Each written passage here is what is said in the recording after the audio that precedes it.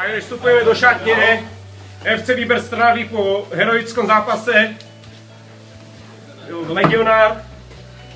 Takže ja by som poprosil prvé strelca prvého gólu. Túto sezónu ste dali už dve presné strely. Ako to hodnotíte? Dobre sme hrali.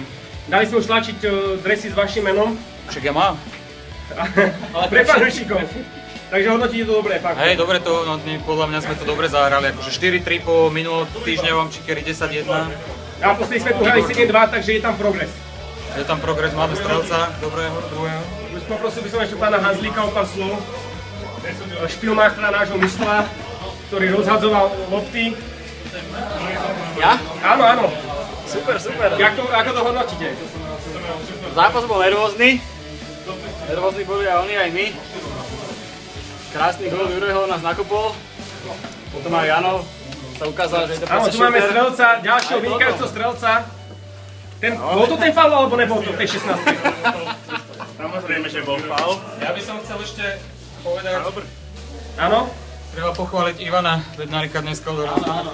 Práve je tu muž zápasu, Ktorý je to? hned po strelcoch. Ako by ste hodnotili tento zápas? Videl som tam od vás krásny zákrok do autu.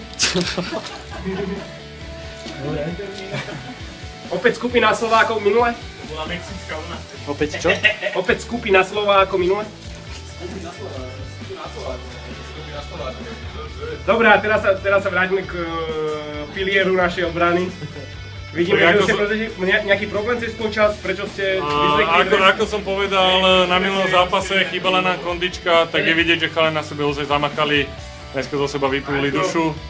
A je to vidieť aj na tom výsledku. Je to síce výhra, ale výhra bola blízko.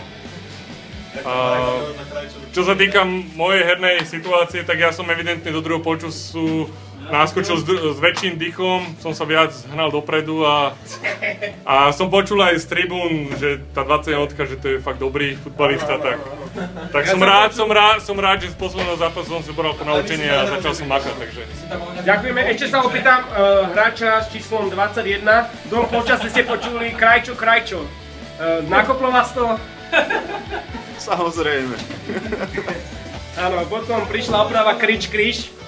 Takže už... To neviem dovoliť. Ja som Krajčo, Marcel Krajčo.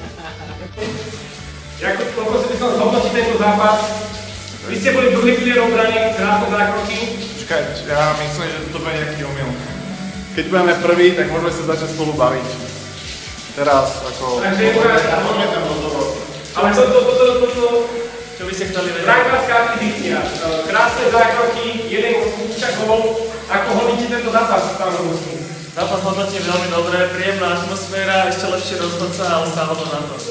Pána Šlámboru, nestíhali ste, prečo? Ja som bol prvýkrát na pozícii stopera, nevedel som, čo to všetko obnáša. Ale v zálohe ste excelovali. Tak. Takže vám ste asi záloha. Dobre. Nie, aj stoper. Ja som všestranný hráč, takže môžem hrať aj útoku, aj stopera.